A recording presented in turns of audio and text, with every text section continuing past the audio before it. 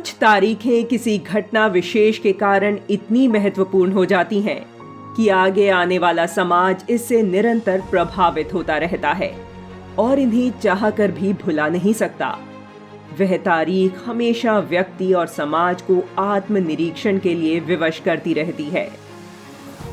ऐसी ही एक तारीख है 25 नवंबर 1947 और घटना है मीरपुर नरसंहार।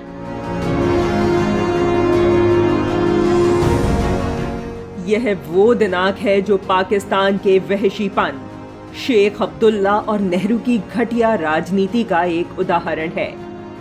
जब पाकिस्तानी सेना ने 24 घंटे के दौरान 25,000 से ज्यादा हिंदुओं का कत्लेआम किया था। जब जम्मू कश्मीर की सियासत के चलते नेहरू और शेख अब्दुल्ला ने इंसानियत से मुंह फेर लिया था। 26 अक्टूबर 1947 को जम्मू कश्मीर का विलय भारत में हो चुका था। मीरपुर इसी जम्मू कश्मीर रियासत के पश्चिम में पाकिस्तानी बॉर्डर पर बसा एक शहर था।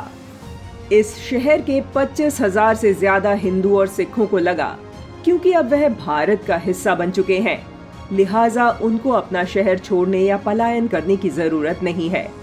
यहाँ तक कि पाकिस्तान से भी 10,000 हिंदू अपना सब कुछ छोड़कर शहर में आ बसे थे, इस उम्मीद में कि यहाँ सब कुछ ठीक है।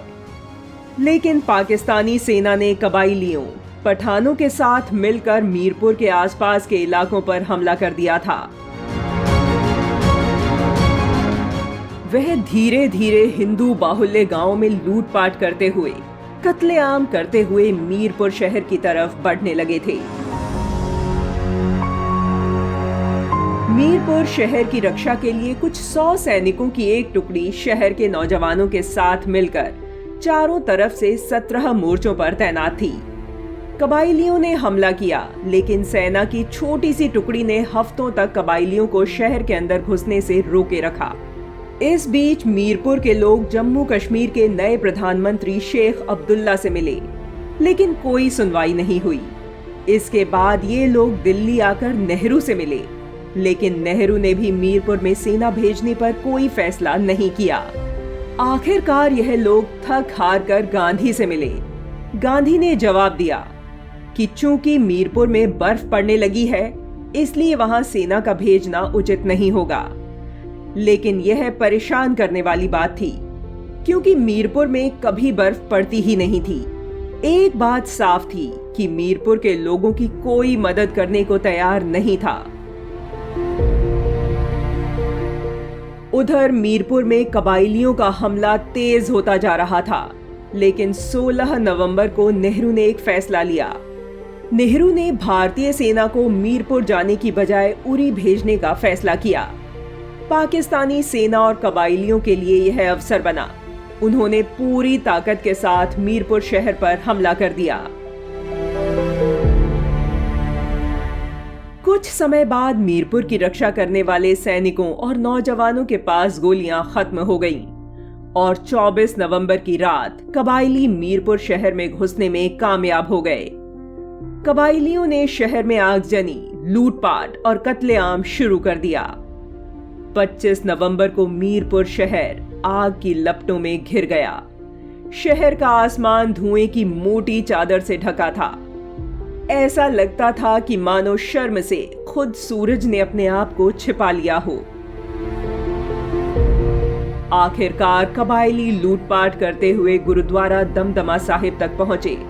यहां पर उन्होंने यहां एकत्र हजारों सिखों का कत्लेआम किया। अस्मत बचाने को हजारों महिलाओं ने आत्महत्या कर ली। अपनी जान बचाकर भागते ज्यादातर लोगों को कबाइलियों ने कत्थल और कासगुमा गांव के आसपास फिर से घेर लिया। यहां पर करीब 18,000 से अधिक हिंदुओं को चुन चुन कर मारा गया। करीब 5,000 महिलाओं को अगवा किया गया, उनके साथ दुष्कर्म किया गया और बाद में इन महिलाओं को पाकिस्तान के अलग अलग हिस्सों और खाड़ी देशों में बेच दिया गया। बाकी बचे करीब 5,000 लोगों को प्रताड़ित कर मौत दे दी गई। जब जनवरी 1948 में रेड क्रॉस की एक टीम कैंप पहुंची, तब तक सिर्फ 1600 लोग ही बचे थे, जिनको किसी तरह बाद में अमृतसर तक पहुंचाया गया। मीरपुर नरसंहार में कुल 40,000 लोगों में से सिर्फ 4 से 5,000 लोग ही बच पाने में कामयाब हो पाए, जो आज भी जम्मू और अमृतसर के इलाके में ही रहते हैं। कश्मीरी हिंदुओं ने जो नरक भोगा, आज उन घटनाओं पर न कोई बहस होती है, न ही कोई बात करना चाहता है।